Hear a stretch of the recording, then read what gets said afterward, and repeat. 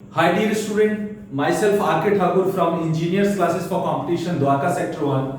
Fluid mechanics video series का आज का वीडियो डियर स्टूडेंट मैं आपके लिए लेके आया हूं for the topic which is very popular buoyancy and flotation. ये जो टॉपिक है dear student buoyancy and flotation, ये बेसिकली स्टैटिक जो फ्लूइड मैकेनिक्स में जो हम स्टैटिक पार्ट पढ़ते हैं डियर स्टूडेंट, उसका बेसिकली इंपॉर्टेंट टॉपिक है जिसमें हम बेसिकली buoyancy या buoyant फोर्स या फोर्स ऑफ buoyancy के बारे में अंडरस्टैंड करेंगे और उस फोर्स ऑफ buoyancy की वजह से और वो फोर्स ऑफ buoyancy जहां पे एक्ट करता है which is called centre of buoyancy, तो उस फोर्स ऑफ buoyancy और सेंटर ऑफ buoyancy को स्टडी करेंगे, मींस उसको फाइंड करेंगे और उसकी वजह से जो बॉडी में फ्लोटेशन क्रिएट होता है, जो बॉडी फ्लोट करता है, जो कंडीशंस बनती है उसके बारे में हम स्टडी करेंगे। और अगर बॉडी फ्लोट कर रहा है तो एक बहुत इंपॉर्टेंट प्रॉपर्टी आती है डियर स्टूडेंट मेटा सेंटर। सो मेटा सेंटर भी हम स्टडी करेंगे और मेटा सेंट्रिक हाइट भी कैलकुलेट करेंगे। मेटा सेंटर और मेटा सेंट्रिक हाइट कैलकुलेट करने के बाद डियर स्टूडेंट उस बेसिस पे हम बॉडी के इक्विलिब्रियम को भी स्टडी करेंगे कि अगर कोई बॉडी फ्लोट कर रहा है और फिर उसकी इक्विलिब्रियम की कंडीशन क्या है, मींस जो हमारे पास अलग अलग टाइप के इक्विलिब्रियम है, stable equilibrium, unstable equilibrium, neutral equilibrium, तो इन तीनों के लिए कंडीशन को हम बेसिकली अंडरस्टैंड करेंगे जो एग्जाम में बहुत इंपॉर्टेंट है। और अगर बॉडी फुल्ली सबमर्ज्ड है डियर स्टूडेंट, तो उस केस में भी उसकी इक्विलिब्रियम की कंडीशन को हम अंडरस्टैंड करेंगे। फ्लूइड में अगर वो फुल्ली सबमर्ज्ड है तो उसके लिए क्या क्या कंडीशंस हैं, again for stable equilibrium, unstable equilibrium और न्यूट्रल इक्विलिब्रियम, इसको भी हम स्टडी करेंगे। और ऑब्वियसली इसी से डियर स्टूडेंट बहुत पॉपुलर कॉन्सेप्ट अगर आपको पता होगा आर्किमिडीज प्रिंसिपल, ये बेसिकली buoyancy एंड फ्लोटेशन में ही बेसिकली आर्किमिडीज प्रिंसिपल का भी कॉन्सेप्ट है जो इनिशियली आपको अंडरस्टैंड करना होगा। सो आर्किमिडीज प्रिंसिपल जिसके लिए फ्लूइड मैकेनिक्स जाना जाता है, यू नो कि बचपन से ही हम आर्किमिडीज प्रिंसिपल पढ़ते आ रहे हैं, उसको भी हम यहां पे देखेंगे। सो एज अ होल अगर आप देखोगे डियर स्टूडेंट इंपॉर्टेंट टॉपिक है, कई बार एग्जाम्स में आया हुआ है और मैं आपको बता दूं कि एसएससी जेई में कई बार क्वेश्चंस सब्जेक्टिव पेपर 2 में आया हुआ है। AMI section B mechanical fluid mechanics में ये काफी बार इससे क्वेश्चंस ऑलमोस्ट फिक्स्ड होता है डियर स्टूडेंट। इसके अलावा अगर आप देखोगे किसी भी ऑब्जेक्टिव और सब्जेक्टिव एग्जाम्स में, टेक्निकल एग्जाम्स में, चाहे वो बीटेक डिप्लोमा सेमेस्टर सब्जेक्ट्स हो, गेट हो, आईएएस हो, इन सब में इसका बहुत इंपॉर्टेंट रोल है। सो इस टॉपिक को हम अच्छे से अंडरस्टैंड करते हैं। So let's start with this topic dear student. सबसे पहला आपका ये टॉपिक है dear student buoyancy and flotation. तो सबसे पहले आपको अंडरस्टैंड करना होगा व्हाट इज buoyancy। हमें ये अंडरस्टैंड करना है कि buoyancy क्या है। तो डियर स्टूडेंट buoyancy को अंडरस्टैंड करने के लिए डियर स्टूडेंट सबसे पहले एक मैं डायग्राम बना रहा हूं और इससे आपको समझने में आसानी होगी, क्योंकि आप अज्यूम करो कि कोई फ्लूइड है और आप वाटर ही ले लो। इस वाटर में ये एक ऑब्जेक्ट है, फॉर एग्जांपल ये एक ऑब्जेक्ट है, ये ऑब्जेक्ट इमर्ज्ड है डियर स्टूडेंट, ये ऑब्जेक्ट आप कह सकते हो इस पानी के अंदर बेसिकली इमर्ज्ड है। अगर मैं यहां पे आपको दिखा सकूं तो इस बॉडी का, ये जो बॉडी है इसका अपना खुद का सेंटर ऑफ ग्रेविटी होगा डियर स्टूडेंट, जो कि इसका जी होगा और इस जी से इसका वेट एक्ट करेगा, right. What is W? W is the weight of this body. तो इस बॉडी के सेंटर ऑफ ग्रेविटी से इसका वेट एक्ट करेगा। बट चूंकि डियर स्टूडेंट ये लिक्विड के अंदर इमर्ज है, लिक्विड के अंदर इमर्ज है, सो लिक्विड के अंदर कितना पोर्शन इमर्ज है डियर स्टूडेंट, ये जो डेप्थ है ना, ये इमर्ज्ड है लिक्विड के अंदर। सो अगर आप देखो कितना पोर्शन पानी के अंदर है इस बॉडी का, तो अगर आप देखो तो ये वाला पोर्शन है पानी के अंदर, मतलब बॉडी का ये वाला पोर्शन पानी के अंदर है, तो इसका भी अपना एक सीजी हो सकता है। मींस जितना पोर्शन पानी के अंदर है बॉडी, उसका भी अपना सीजी होगा डियर स्टूडेंट। और लेट्स से ये सीजी है, ये जो सीजी है ना, ये सीजी बहुत इंपॉर्टेंट है और इसी को डियर स्टूडेंट हम बोलते हैं centre of buoyancy dear student. यही वो पॉइंट है जो कहलाता है सेंटर ऑफ buoyancy और इसी सेंटर ऑफ buoyancy से एक अपवर्ड वर्टिकल फोर्स एक्सर्ट होता है। इसी पॉइंट से एक अपवर्ड फोर्स एक्सर्ट होगा जिसको हम बोलते हैं FB, which is your force of buoyancy। सो आपको फोर्स ऑफ buoyancy क्लियर हो गया, right. So force of buoyancy को ही डियर स्टूडेंट कई बार buoyancy भी बोल देते हैं। सो फोर्स ऑफ buoyancy और buoyant force, right, buoyant force या कई बार सिंपली बॉयंसी भी बोल देते हैं, और बॉयंसी, राइट। सो अब आपको क्लियर हो गया कि बॉयंसी या फोर्स ऑफ बॉयंसी या बॉयंट फोर्स एक अपवर्ड फोर्स है। हमेशा याद रखना, एक वर्टिकल अपवर्ड फोर्स होता है जो बेसिकली कौन लगाता है, इस बॉडी पे ये कैसे ऊपर की तरफ एक्ट कर रहा है, due to its submersion in liquid. जैसे ही किसी लिक्विड में इमर्ज होगा तो लिक्विड इस बॉडी पे एक अपवर्ड फोर्स एक्सर्ट करेगा। यही ये लॉजिक, फंडामेंटल लॉजिक है जो आपको याद रखना है। कोई भी ऑब्जेक्ट जैसे ही लिक्विड में अगर आप उसको इमर्ज करोगे तो लिक्विड उस बॉडी पे एक अपवर्ड फोर्स एक्सर्ट करेगा, जिसको आप अपवर्ड थ्रस्ट बोल सकते हो फ्लूइड का। और ये जो फोर्स है, ये फोर्स ऑफ बॉयंसी होता है जो लिक्विड अप्लाई करता है, राइट। फोर्स ऑफ बॉयंसी कौन अप्लाई करता है, applied by liquid, applied by liquid, और ये हमेशा डिरेक्शन अपवर्ड होता है, राइट। अप्लाइड बाय लिक्विड होगा, और ये जो फोर्स ऑफ बॉयंसी है ये किसी पॉइंट पे तो एक्ट करेगा ना बॉडी के, तो वही पॉइंट बेसिकली क्या कहलाता है, सेंटर ऑफ बॉयंसी। तो इसको हम डिरेक्शन बी बोल देते हैं, बी। तो ये बी क्या है आपका, centre of buoyancy, centre of buoyancy. तो ये centre of buoyancy basically force of buoyancy का पॉइंट ऑफ एक्शन, जहां पे ये फोर्स ऑफ बॉयंसी एक्ट करता है। और एक चीज बहुत इंपॉर्टेंट है कि सेंटर ऑफ बॉयंसी कहां पे लाई करेगा, तो बॉडी का जितना पोर्शन पानी के अंदर है, जितना वॉल्यूम पानी के अंदर है, उसका जो अपना सेंटर ऑफ ग्रेविटी होगा ना, वही बेसिकली सेंटर ऑफ बॉयंसी है। So centre of buoyancy direction हमेशा टेक्निकली क्या होता है, बेसिकली इसको हम बोलते हैं CG of volume of liquid displaced, volume of liquid displaced, ऐसा भी बोल सकते हैं। और या यूं कह सकते हैं कि centre of gravity of portion of the body immersed in liquid, और CG of portion of body inside liquid, inside liquid मतलब लिक्विड के अंदर जितना पोर्शन उस ऑब्जेक्ट का है, उसका जो अपना एक सेंट्रॉइड या सेंटर ऑफ ग्रेविटी होगा, वो बेसिकली सेंटर ऑफ बॉयंसी होगा। ये बहुत इंपॉर्टेंट डिरेक्शन है और ये बेसिक कॉन्सेप्ट है। ये बेसिकली आर्किमिडीज ने ही बताया था। आर्किमिडीज ने बताया कि किसी भी बॉडी पे, जब बॉडी को हम लिक्विड में इमर्ज करते हैं तो वो फोर्स ऑफ बॉयंसी से सब्जेक्टेड होगा, और वो फोर्स ऑफ बॉयंसी हमेशा मैग्नीट्यूड में किसके बराबर होगा, वेट ऑफ लिक्विड डिस्प्लेस्ड के। जितना पोर्शन वो पानी के अंदर जाएगा डिरेक्शन, कोई भी ऑब्जेक्ट जितना पानी के अंदर इमर्ज होगा, उतने पोर्शन ऑफ वाटर को डिस्प्लेस करेगा।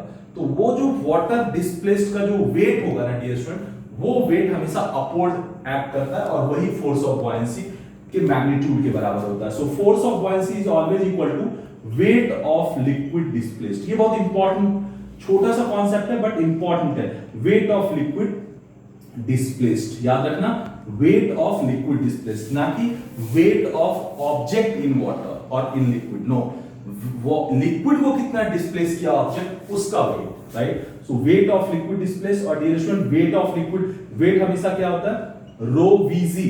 तो रो हो जाएगा लिक्विड की density, rho of liquid, V, V मतलब जितना पोर्शन पानी के अंदर है, जिसको हम बेसिकली यहां पे ऐसे दिखा देते हैं, ये वी, वी टोटल वॉल्यूम होगा, टोटल वॉल्यूम, राइट। और अगर मैं इसको ऐसे दिखा दूं ये, तो ये क्या हो जाएगा, volume of liquid displaced, volume of liquid displaced हो जाएगा डिरेक्शन। ये एक जस्ट डिनोशन कॉन्सेप्ट है।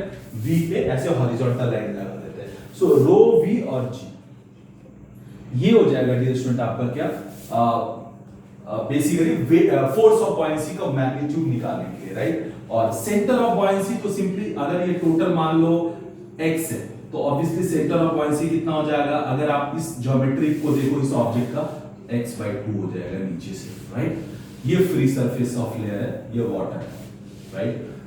तो ये बहुत इंपॉर्टेंट है, यहां से ये चीज क्लियर हो निकल के आया कि किसी भी ऑब्जेक्ट को अगर हम लिक्विड में इमर्ज करेंगे तो लिक्विड उस ऑब्जेक्ट पे एक अपवर्ड फोर्स एक्सर्ट करेगा। That upward force is called buoyant force और buoyancy और फोर्स ऑफ buoyancy। और ये जो फोर्स होता है हमेशा वेट ऑफ लिक्विड डिस्प्लेस्ड के बराबर होता है और अपवर्ड लगता है, और जिस पॉइंट पे एक्ट करता है that point is called centre of buoyancy, right, CB. और वो सेंटर ऑफ बॉयंसी जितना पोर्शन ऑफ ऑब्जेक्ट पानी के अंदर है उसके सीजी पे लाई करता है। ये सेंटर ऑफ बॉयंसी कहां पे लाई करता है dear student? That will be CG of volume of liquid displaced और CG of portion of body inside liquid. Obviously जितना पोर्शन बॉडी का पानी के अंदर होगा उतने ही वॉल्यूम को वो डिस्प्लेस करेगा।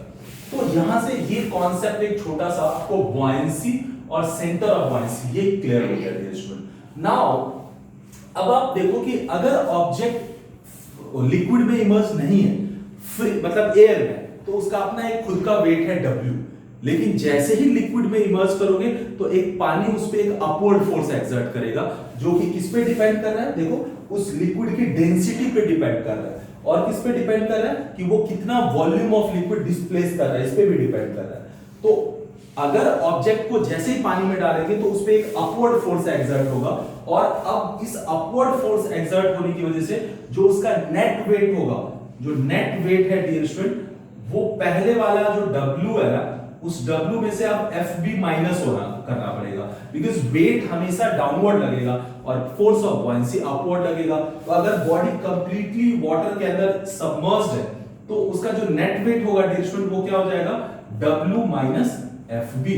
मींस जो पहले था W, अब net weight W minus FB means loss हो गया वेट में कुछ कमी आई, और यही जो कमी आती है ना, इसी कॉन्सेप्ट को बोलते हैं आर्किमिडीज प्रिंसिपल। सो आर्किमिडीज जो बेसिकली एक साइंटिस्ट था जिसने ये कॉन्सेप्ट दिया हुआ, जो ये कहता है कि किसी भी बॉडी को अगर आप लिक्विड में या वाटर में इमर्ज करोगे तो उसका वेट लॉस हो जाएगा, उसका वेट कम हो जाएगा। और ये आप प्रैक्टिकली आपने देखा भी होगा कि अगर आप मान लो एक लकड़ी के बड़े से टुकड़े को अगर आप एयर में लिफ्ट करते हो तो आपको काफी भारी सा फील होगा, बट अगर उसको आपने वाटर में अगर डाल दिया और फिर अगर आप उसको लिफ्ट करने की कोशिश करो तो काफी आपको कंपैरेटिवली हल्का फील होगा। क्यों?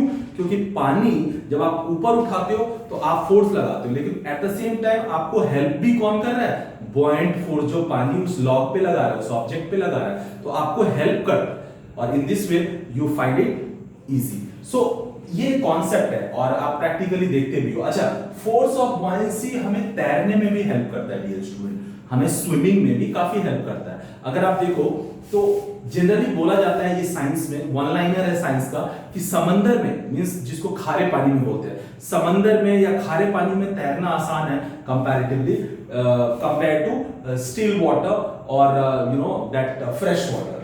व्हाई? बिकॉज कि अगर आपको जब भी आप स्विमिंग करते हो तो इनिशियली स्विमिंग में आपको फोर्स ऑफ बॉयंसी जो नीचे से फोर्स लगता है वो फ्लोट करने में हेल्प करता है। तो जितना ज्यादा फोर्स ऑफ बॉयंसी होगा उतना आसान होगा आपको फ्लोट करना, मींस तैरना। और फोर्स ऑफ बॉयंसी किस पे डिपेंड करता है? डेंसिटी ऑफ लिक्विड पे। तो अगर आपकी डेंसिटी ऑफ लिक्विड अगर थोड़ी बढ़ जाए तो आपकी फोर्स ऑफ बॉयंसी बढ़ जाएगी। और आपको पता है कि समंदर का जो खारा पानी होता है उसकी डेंसिटी फ्रेश वाटर के कंपेयर में थोड़ा ज्यादा होता है। मींस आपको एक अपवर्ड फोर्स जो मिलेगा समंदर में, मतलब खारे पानी में, वो थोड़ा ज्यादा मिलेगा, जिससे कि कंपैरेटिवली आप इजीली स्विम कर पाओगे। तो ये जो कॉन्सेप्ट है वो भी कहीं ना कहीं किससे लिंक है dear student? Force of buoyancy से ही लिंक्ड है। ये चीज आपको समझ में आना चाहिए। और यहाँ पे क्लियर हो गया कि जो नेट वेट हो जाएगा वो W minus FB means loss of weight होगा। अगर आप इसको देखो, ये क्या है? लॉस ऑफ वेट होगा, है ना। पार्शियल वेट भी हम इसको बोलते हैं। Net weight means partial weight, right? Partial weight. तो डियर स्टूडेंट यहां से क्लियर है कि वेट कम हो जाएगा, राइट? That's fine. बट अगर डियर स्टूडेंट इस टाइप की कंडीशन है, अगर मान लो ऑब्जेक्ट का अपना एक वेट W है और वो पानी के अंदर एक सर्टेन डेप्थ इमर्ज्ड है और अब ये इक्विलिब्रियम में है, मींस अब ना ये ऊपर जा रहा है ना नीचे आ रहा है। अगर इस टाइप का इक्विलिब्रियम हो डियर स्टूडेंट, तो इसके इक्विलिब्रियम के लिए एक बहुत इंपॉर्टेंट कॉन्सेप्ट है, वो ये है कि ये इक्विलिब्रियम में तभी रह सकता है जब FB ऊपर वाला और W नीचे वाला दोनों इक्वल हो। तो W is equal to FB, ये बहुत जरूरी है आपको अंडरस्टैंड करना। अगर कोई ऑब्जेक्ट फ्लोट कर रहा है, मींस पानी के अंदर पार्शियली सबमर्ज्ड है, तो उसके इक्विलिब्रियम के लिए उसका जो खुद का एयर में वेट है वो फोर्स ऑफ बॉयंसी के बराबर होना चाहिए। ये बहुत जरूरी है, ये आपको समझ में आना चाहिए। और किसी भी बॉडी का जो फोर्स ऑफ बॉयंसी है, वेट क्या होगा? तो वेट फिर से किसी भी ऑब्जेक्ट बॉडी का वेट क्या होगा? रो VG। तो रो किसका हो जाएगा? ऑब्जेक्ट का।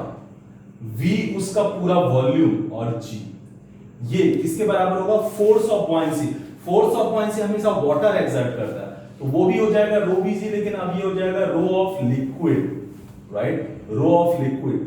v हो जाएगा ये वाला v, राइट, रो v और g तो कैंसल हो जाएगा। अगर यहां पे डियर स्टूडेंट आप देखोगे तो यहां पे जो अगर मैं चाहूं तो इसको density of object into volume, generally अगर आप देखोगे, अगर आपका प्रिज्मेटिक बार काइंड है तो एरिया इनटू लेंथ होता है, राइट, तो cross sectional area into length, length का मतलब है टोटल हाइट, राइट, हाइट, जैसे यहां पे है क्रॉस सेक्शनल एरिया, ये क्रॉस सेक्शनल एरिया और इनटू ये टोटल हाइट, तो ये हो जाएगा इसका volume, right, is equal to density of liquid into ये क्या होगा डियर स्टूडेंट, तो ये भी क्रॉस सेक्शनल एरिया तो वही होगा, क्योंकि यहां पे भी क्रॉस सेक्शनल एरिया तो वही है, बट ये डेप्थ ऑफ इमर्शन हो जाएगा, जिसको हम यहां पे लेट से x बोल देते हैं, जो अभी यहां पे x है, राइट। तो यहां से देखो a फिर से कैंसिल हो गया, तो अब आपको x पता चल जाएगा, x क्या होगा, rho of object by rho of liquid into h। तो देखो यहां से एक कॉन्सेप्ट और आ सकता है कि अगर मैं लिक्विड को वाटर ले लूं तो x क्या हो जाएगा, डेंसिटी ऑफ ऑब्जेक्ट, अब ये ऑब्जेक्ट कुछ भी हो सकता है, लकड़ी का हो सकता है, लोहे का हो सकता है, तो उसकी density divided by density of liquid का मतलब है डेंसिटी ऑफ वाटर हो जाएगा, अगर मैं वाटर का केस लूं, और इनटू उस ऑब्जेक्ट का हाइट। अच्छा, इस रेशियो को डियर स्टूडेंट हम बोलते हैं स्पेसिफिक, इसको हम बेसिकली क्या बोलते हैं, रिलेटिव डेंसिटी, राइट। ये टर्म हमारा क्या है, स्पेसिफिक ग्रेविटी और रिलेटिव डेंसिटी, तो इसको मैं SPGR भी बोल सकता हूं। तो यहां से एक छोटा सा कॉन्सेप्ट आया कि x is equal to specific gravity into h, मतलब अगर कोई ऑब्जेक्ट है जिसकी टोटल हाइट h है, मान लो यही ऑब्जेक्ट है, इसकी टोटल हाइट h है, और ये जिस मटेरियल का बना है उसकी स्पेसिफिक ग्रेविटी, मतलब इसकी खुद की डेंसिटी डिवाइडेड बाय वाटर की डेंसिटी, इसको हम बोलते हैं स्पेसिफिक ग्रेविटी। ये अपने को पता हो तो स्पेसिफिक ग्रेविटी में इसके टोटल हाइट से मल्टीप्लाई कर देंगे तो डेप्थ ऑफ इमर्शन आ जाएगा। सो x क्या है dear student, depth of immersion, this is depth of immersion, right. So कितना डेप्थ पानी के अंदर इमर्ज कर रहा है, कितना पानी के अंदर है, ये फाइंड करना अब आसान हो गया।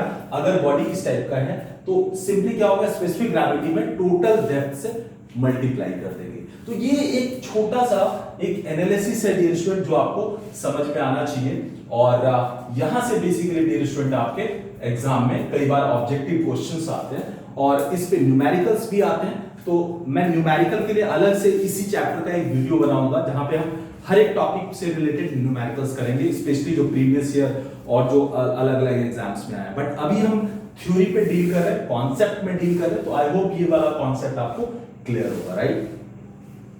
Okay, so dear student, now जो हमारा नेक्स्ट टॉपिक है इस चैप्टर का वो है मेटा सेंटर।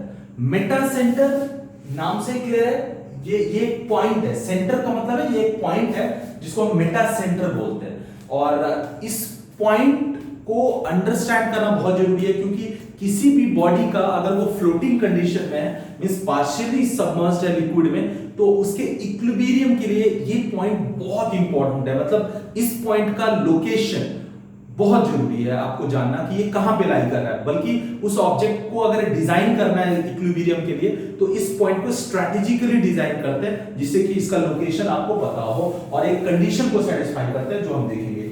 सबसे पहले question, what is Meta centre. तो देखो मेटा सेंटर क्या है, तो सबसे पहले मेटा सेंटर को मैं अगर 1 लाइन 2 लाइन में डिफाइन करना चाहूं तो इसको ऐसे कर सकता हूं कि अगर कोई बॉडी है जो कि पानी में फ्लोट कर रहा है, राइट, पानी में फ्लोट कर रहा है मतलब पार्शियली सबमर्ज्ड है, और अगर वो स्टेबल है, अगर मैं उसको डिस्टर्बिंग कपल दूं, मींस उसको अगर मैं एंगुलर डिस्प्लेसमेंट दे दूं, मींस डिस्टर्ब कर दूं, तो वो क्या होगा, डिस्टर्ब होने के बाद वो क्या होगा, टिल्ट होगा, और फिर टिल्ट होने के बाद वो ऑसिलेट करना स्टार्ट कर देता है डियर स्टूडेंट। वो क्या है, ऑसिलेट करना स्टार्ट करता है, और उसके ऑसिलेशन का जो पॉइंट ऑफ ऑसिलेशन होगा ना, जिस पॉइंट के अबाउट वो ऑसिलेट करना स्टार्ट कर देगा after getting the disturbing couple, जब उसको डिस्टर्बिंग कपल उस पे अप्लाई करते हैं या एक ट्विस्ट दे दिया हमने, तो उसके बाद जो वो जिस पॉइंट के अबाउट वो ऑसिलेट करना स्टार्ट कर देगा, वही पॉइंट डियर स्टूडेंट क्या है, मेटा सेंटर। बहुत इंपॉर्टेंट है, वही वो पॉइंट है जो मेटा सेंटर है। मींस कोई भी ऑब्जेक्ट अगर लिक्विड में, अगर उसको इक्विलिब्रियम में फ्लोट कर रहा है,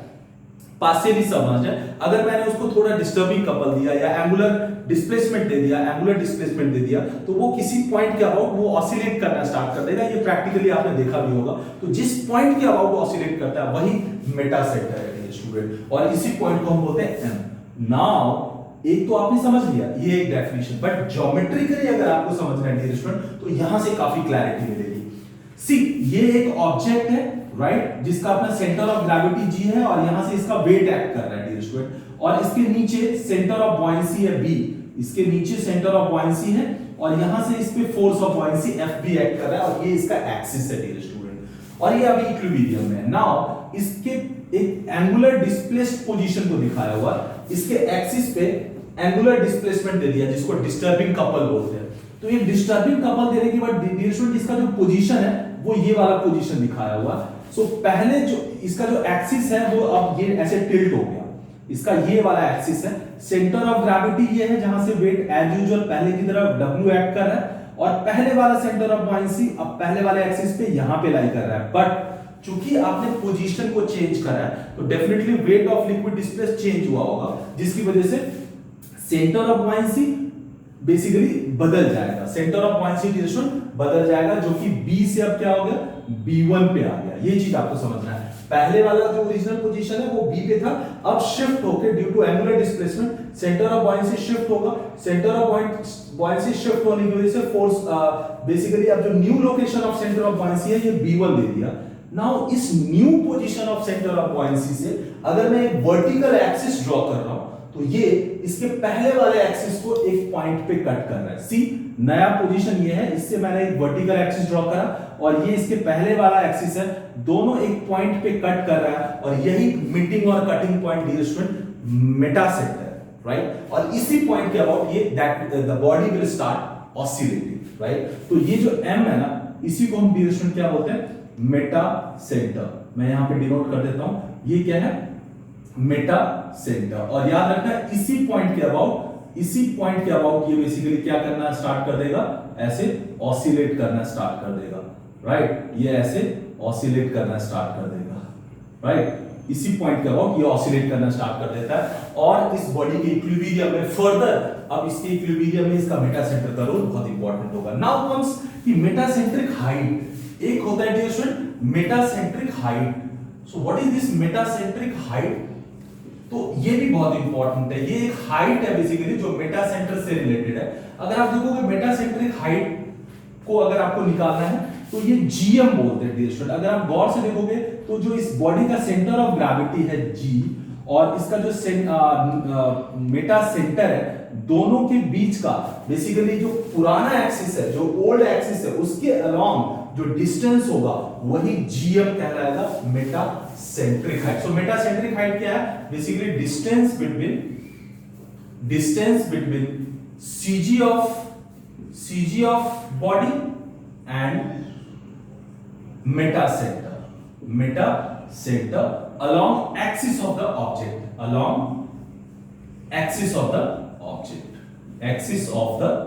object right। so आप ये कह सकते हो कि जो GM है ना, ये मेटासेंट्रिक हाइट है। तो ये मेटा सेंटर और मेटासेंट्रिक हाइट डियर स्टूडेंट बहुत इंपॉर्टेंट कॉन्सेप्ट है। अब यहां पे क्वेश्चन आता है डियर स्टूडेंट कि मेटासेंट्रिक हाइट कैसे निकालेंगे।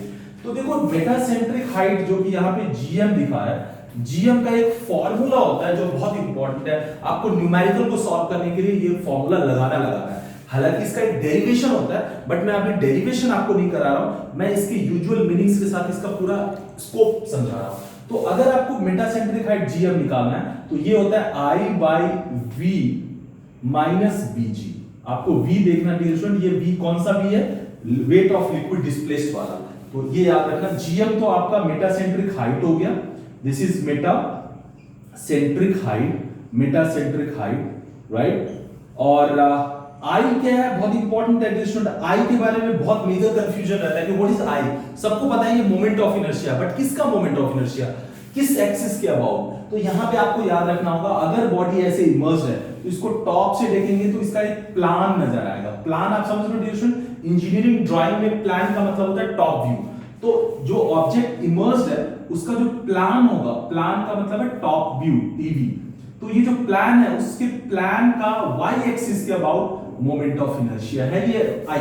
सो I क्या है, जो बॉडी पानी के अंदर इमर्स्ड है उसका जो टॉप व्यू बनेगा या जो उसका प्लान होगा उस प्लान का y एक्सिस के about moment of inertia. So मैं यहां पे लिख रहा हूं डिरेक्शन mi ऑफ प्लान और top view pv of the object about y axis. Dear student about y axis याद रखना, y एक्सिस। तो I के बारे में आपको पता चल गया। अगेन मोमेंट ऑफ इनर्शिया के बारे में ऑलरेडी मैं video strength of material video series का बनाया हुआ है, जहां पे हमने सीजी और एमआई के लिए काफी 3-4 वीडियोस बनाए और वहां से आपको स्टैंडर्ड मोमेंट ऑफ इनर्शिया का फार्मूला पता होना चाहिए। जनरली जो ऑब्जेक्ट इमर्ज होगा वो क्या होगा, उसका क्रॉस सेक्शन क्या होगा, रेक्टेंगुलर होगा, सर्कुलर होगा, इस टाइप के ऑब्जेक्ट आपके एग्जाम में आएंगे, तो उसका जो स्टैंडर्ड मोमेंट ऑफ इनर्शिया है वो आपको पता होना चाहिए। सो ये आई आपको क्लियर हो गया। वी तो डियर स्टूडेंट आपको पहले ही मैंने बता दिया, वी क्या है, volume of liquid displaced. Volume of liquid displaced मतलब जितना पानी या जितने लिक्विड को ऑब्जेक्ट डिस्प्लेस करेगा, राइट। सो ऑब्वियसली जितना पानी के अंदर वो होगा उतना ही डिस्प्लेस करेगा। तो ये आपको कैसे निकालना है ये मैं शुरू में ही आपको बता चुका हूं, ये v कैसे निकालना है, राइट। इसको हम आसानी से निकाल सकते हैं। कितना डेप्थ ऑफ इमर्शन है एक बार वो पता चल गया तो उसमें क्रॉस सेक्शनल एरिया से मल्टीप्लाई कर देंगे, प्रिज्मेटिक बार है तो v आ जाएगा, right. What is bg dear student, ये bg क्या है, तो bg अगेन एक डिस्टेंस है। अगर आप देखोगे सेंटर ऑफ ग्रेविटी और सेंटर ऑफ बॉयंसी दोनों के बीच अराउंड द एक्सिस ये डिस्टेंस है। तो bg को मैं क्या बोलूंगा, bg is basically distance between centre of buoyancy and centre of gravity. Centre of buoyancy and centre of gravity along axis of object। तो ये bg भी आपको क्लियर हो गया डियर स्टूडेंट। तो ये फॉर्मूला आपको याद रखना है, gm is equal to I by v minus bg। अब क्वेश्चन यहां पे ये उठता है डियर स्टूडेंट कि ये जो gm की वैल्यू है ये आपकी 3 हो सकती है। ये बहुत इंपॉर्टेंट है। देखो ये जो gm है ना डियर स्टूडेंट, ये जो gm है ये gm 0 हो सकता है, ये gm पॉजिटिव हो सकता है, राइट। gm पॉजिटिव हो सकता है और ये gm नेगेटिव भी हो सकता है। ये 3 कंडीशन होगी क्योंकि ये डिस्टेंस ही तो है। तो देखो जीरो कब होगा जब g और m दोनों कोइंसाइड कर जाए, मतलब बॉडी का सेंटर ऑफ ग्रेविटी और उसका जो मेटा सेंटर है वो दोनों एक ही पॉइंट हो जाए, मींस दोनों कोइंसाइड कर जाए। उस केस में gm 0 होगा। और अगर ऐसा होगा तो उस केस में उसको हम बोलेंगे न्यूट्रल इक्विलिब्रियम, मतलब बॉडी किस में है, न्यूट्रल इक्विलिब्रियम में है। ये बहुत जरूरी है आपके लिए ये समझना, राइट। न्यूट्रल इक्विलिब्रियम में, right. Now comes dear student, अगर gm पॉजिटिव है, gm पॉजिटिव का मतलब है कि m ऊपर है और g नीचे आएगा, राइट। जब भी gm पॉजिटिव होगा तो हमारा जो पूरा एनालिसिस है इस डेरिवेशन में, इसमें हमने m को g से ऊपर रखा है, बल्कि आ भी रहा है। तो अगर gm पॉजिटिव होगा तो समझ लो कि डियर स्टूडेंट ये क्या है, बॉडी स्टेबल इक्विलिब्रियम है। ये चीज आपको समझना होगा। अभी मैं आपको एक्सप्लेन करता हूं what is stable equilibrium, but अभी आप ये देखो कि gm पॉजिटिव है तो ये क्या होगा, स्टेबल इक्विलिब्रियम में रहेगा। स्टेबल इक्विलिब्रियम में होगा। और अगर gm नेगेटिव हो गया डियर स्टूडेंट तो ये हो जाएगा अनस्टेबल, बॉडी क्या हो जाएगा, अनस्टेबल। और क्वेश्चन उठता है कि gm नेगेटिव कब होगा, तो अगर m g से नीचे हो जाएगा तो gm नेगेटिव होगा, राइट। ये जो gm है ये gm नेगेटिव कब होगा, जब m g से नीचे हो जाएगा, तो हमारे लिए वो gm नेगेटिव हो जाएगा। ये तो gm नेगेटिव का मतलब है when m is below g, m is below g। ये पॉजिटिव कब होगा डियर स्टूडेंट, पॉजिटिव होगा when m is above g, when m is above g, g के ऊपर है, राइट। और gm 0 कब होगा डियर स्टूडेंट, तो आपको मैंने बता दिया when g and m coincides। ये कब होगा, when g and m coincides। So dear student ये जो मेटा सेंटर हाइट है ना, ये कई बार आपको ऑब्जेक्टिव में या न्यूमेरिकल में भी कई बार आपको ये पता करना होता है कि क्या बॉडी इक्विलिब्रियम में होगा, तो हम gm निकालेंगे। अगर वो पॉजिटिव आया मींस इक्विलिब्रियम में है, अगर वो नेगेटिव आया तो इक्विलिब्रियम में नहीं है, मींस वो अनस्टेबल है, ऐसा आप बोल सकते हो, राइट। बॉडी क्या है, अनस्टेबल हो जाएगा, ये चीज आपको समझना है। और अगर जीएम 0 होगा तो न्यूट्रल इक्विलिब्रियम में। नाउ कम्स कि किसी भी बॉडी का ये जो स्टेबल, अनस्टेबल और न्यूट्रल इक्विलिब्रियम है, ये क्या है? तो डियर स्टूडेंट, आप इसको मैकेनिक्स के इस कॉन्सेप्ट से समझो।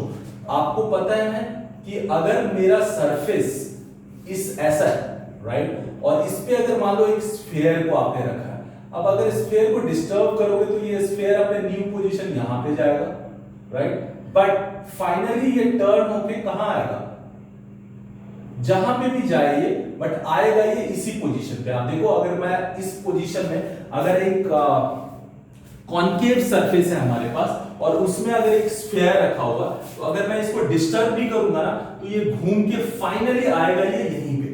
तो इस टाइप का जो इक्विलिब्रियम होता है, जिसमें अगर आप डिस्टर्बिंग कपल भी देते हो या एंगुलर डिस्प्लेसमेंट भी देते हो, बट आएगा वो पहले वाले पोजीशन में ही, जो कि ये वाला डायग्राम इसको क्लियरली डिपिक्ट करता है। तो इसको बोला जाता है स्टेबल इक्विलिब्रियम। ये क्या है, स्टेबल इक्विलिब्रियम। तो आप याद रखना, ये स्टेबल इक्विलिब्रियम कब होता है? अगर मेटासेंट्रिक पॉइंट ऑफ व्यू से देखो तो स्टेबल इक्विलिब्रियम होता है जब जीएम पॉजिटिव होगा, या यू कैन से कि m is above g, m is above g। और स्टेबल इक्विलिब्रियम का मतलब है कि अगर आपने डिस्टर्ब किया भी तो वो पहले वाले पोजीशन में ही आ जाएगा, लाइक दिस। एक होता है disturb unstable equilibrium. Unstable equilibrium का मतलब है इस टाइप का, मान लो कॉन्वेक्स सरफेस पे आप एक स्फीयर को रखते हो, राइट। अब ये स्फीयर को अगर आप डिस्टर्ब करोगे तो ये पहले वाले पोजीशन पे कभी नहीं आएगा। ये जब भी जाएगा वो एक नए पोजीशन पे जाएगा, पुराने वाले पोजीशन पे नहीं आ सकता अगर आप डिस्टर्ब करोगे। तो इस टाइप के इक्विलिब्रियम को बोलते हैं अनस्टेबल इक्विलिब्रियम। इसको क्या बोलते हैं स्टूडेंट? Unstable equilibrium. मींस अगर बॉडी जिस पोजीशन में है, अगर आपने डिस्टर्ब किया तो वो उस पोजीशन में नहीं रहेगा, एक दूसरे पोजीशन को एक्वायर करेगा। इसको बोलते हैं अनस्टेबल इक्विलिब्रियम, राइट। सो इक्विलिब्रियम है, ये अनस्टेबल है। शिप वगैरह में कभी भी आप अनस्टेबल इक्विलिब्रियम नहीं चाहोगे, रादर यू ऑलवेज वांट कि आपका स्टेबल इक्विलिब्रियम रहे। Why?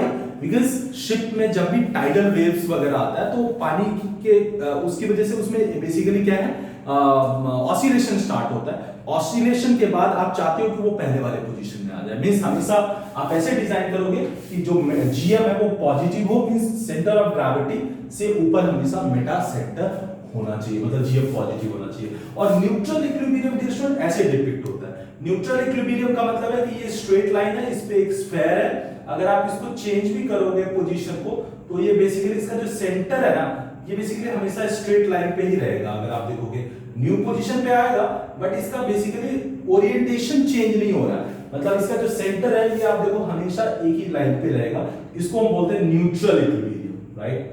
So this is called neutral equilibrium. और ये कब होगा? ये होगा जब जीएम 0 हो जाए, मतलब जी और एम एक ही पॉइंट पे कोइंसाइड करे। सो डियर स्टूडेंट, ये तीन टाइप का जो इक्विलिब्रियम है, इसको डायग्राम से समझने का ये जो लॉजिक है ये आपको क्लियर हो गया।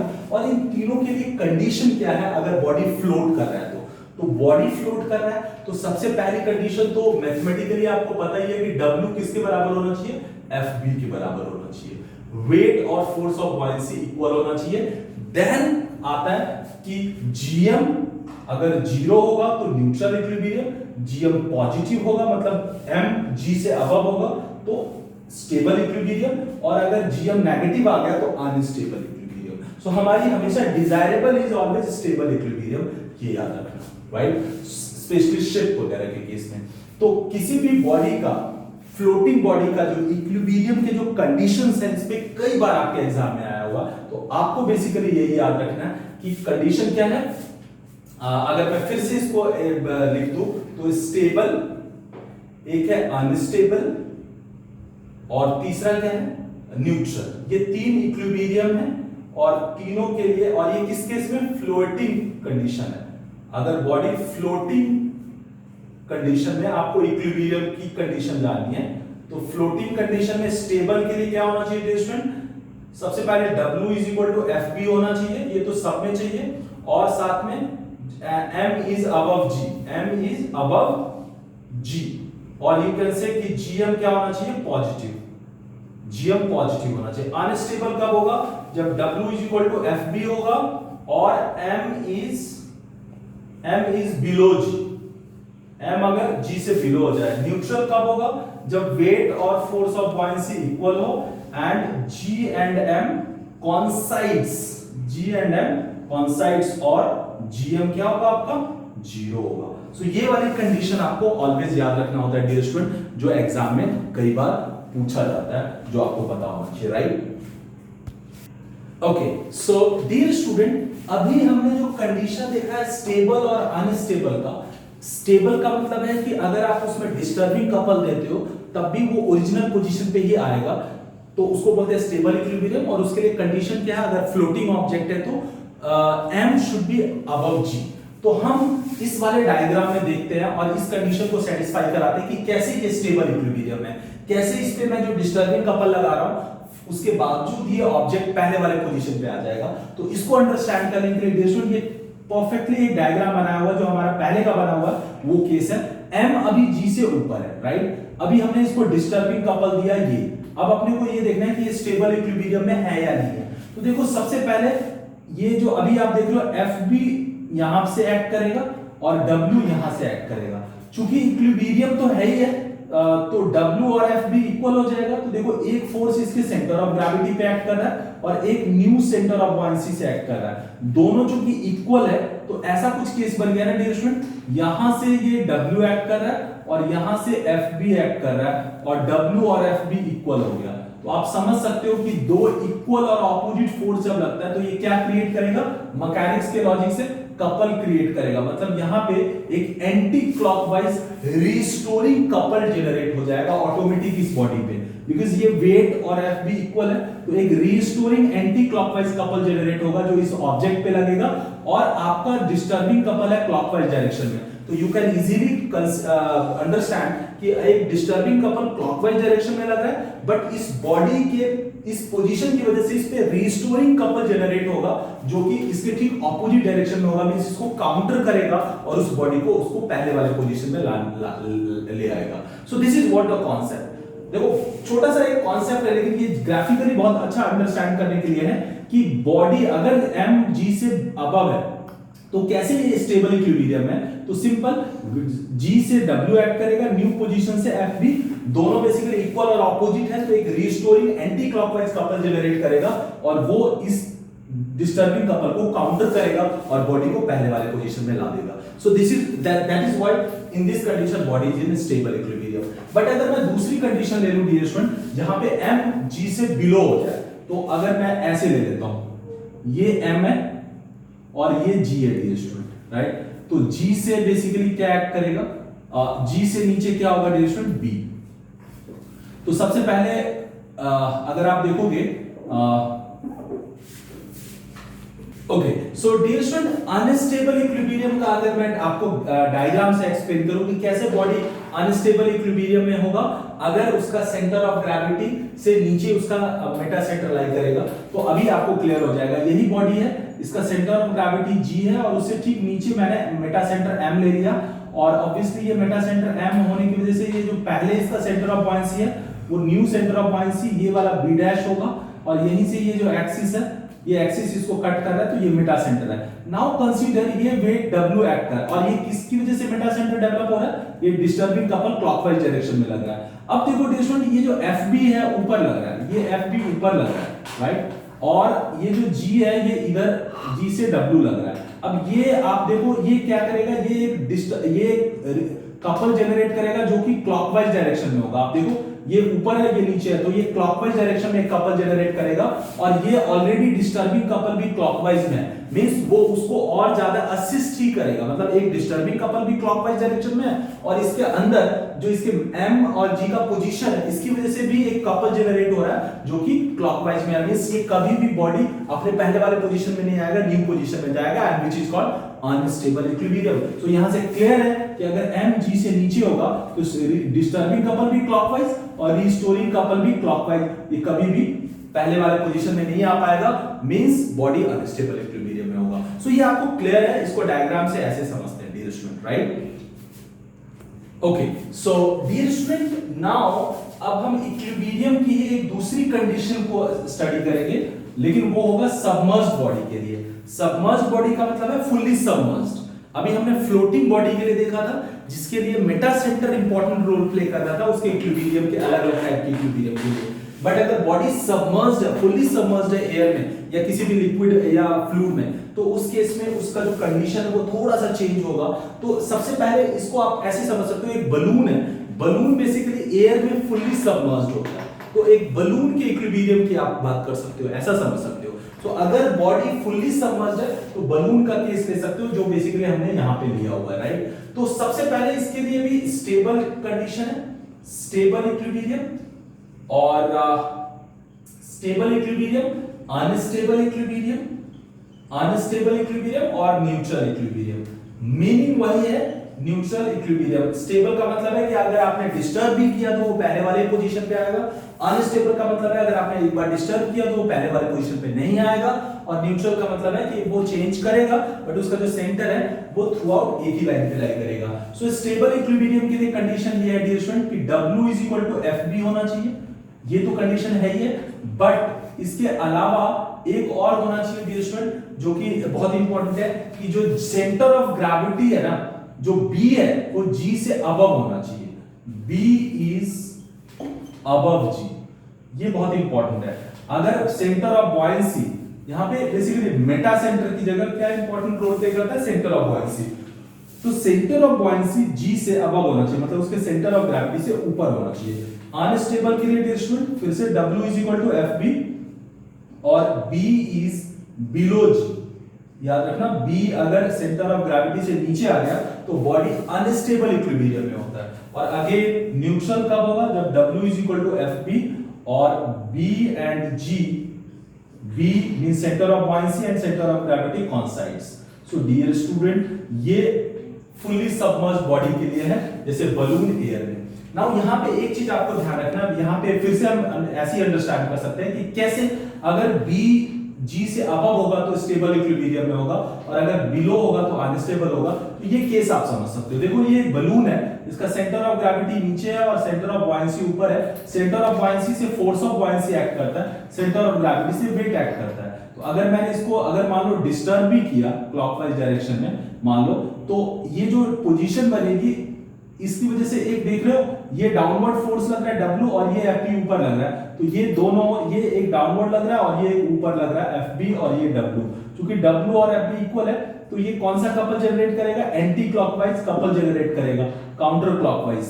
सो काउंटर क्लॉकवाइज कपल जनरेट करेगा, वो इस क्लॉकवाइज कपल को रिस्टोर करेगा, मींस बलून को पहले वाले पोजीशन में लाएगा। तो यहां से भी आपको क्लियर है कि अगर B अबव हो गया G से तो स्टेबल इक्विलिब्रियम में होगा। सिमिलरली अगर बिलो है तो अनस्टेबल और अगर कोइंसाइड करेगा तो न्यूट्रल है। ये भी आपके एग्जाम में बहुत बार आता है, ये चीज याद रखना। यहाँ पे मेटा सेंटर का रोल नहीं है, बट मेटा सेंटर की जगह क्या आ गया, सेंटर ऑफ बॉयंसी, राइट।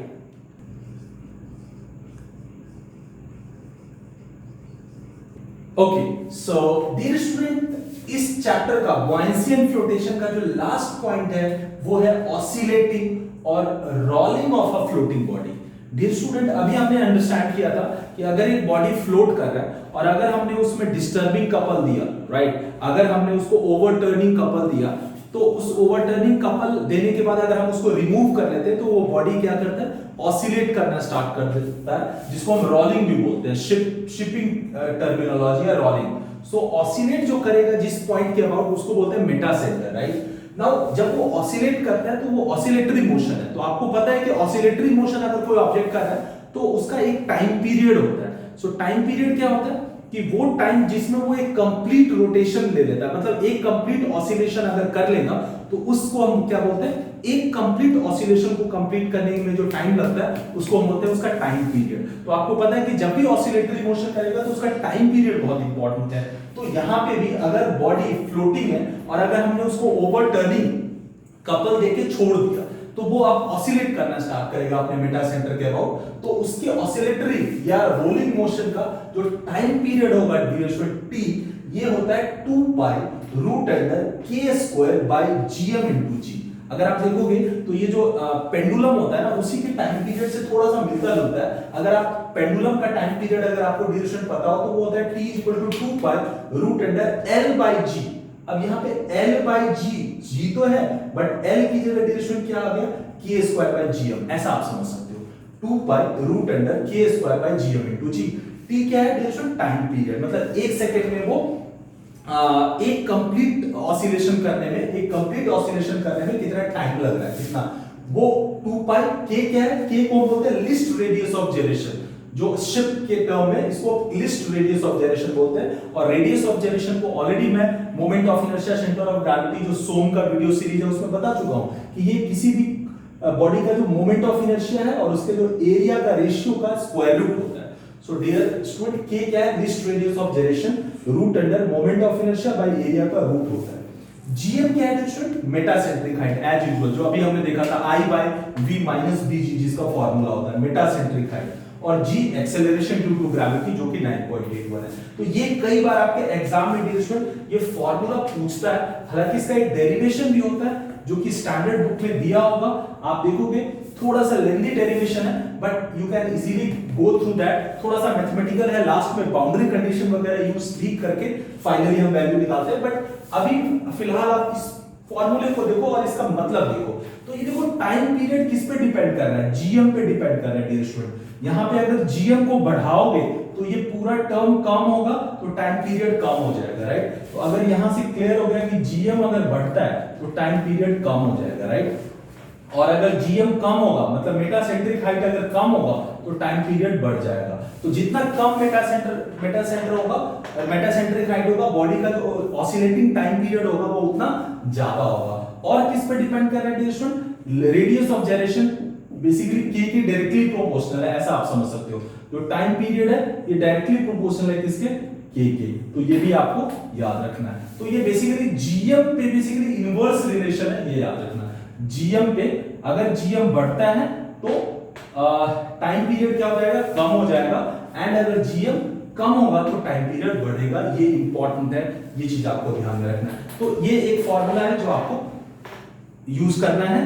तो this is what dear student the theory of this chapter is. Buoyancy and flotation में जो कंप्लीट थ्योरी है आपका वो लगभग यही है, और इसी के आसपास बेसिकली न्यूमेरिकल्स आपके एग्जाम में पूछे जाते हैं या फॉर्मूला बेस्ड क्वेश्चंस पूछे जाते हैं। तो ऑब्जेक्टिव एग्जाम में तो लगभग इससे आपके क्वेश्चन सॉल्व हो जाएंगे।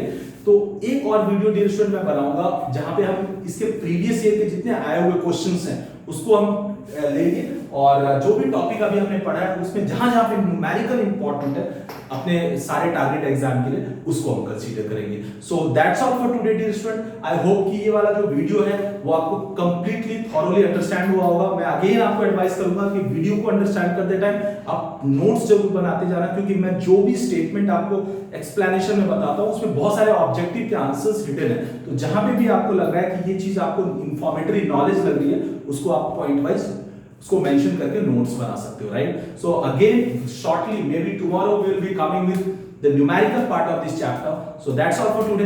Thanks a lot.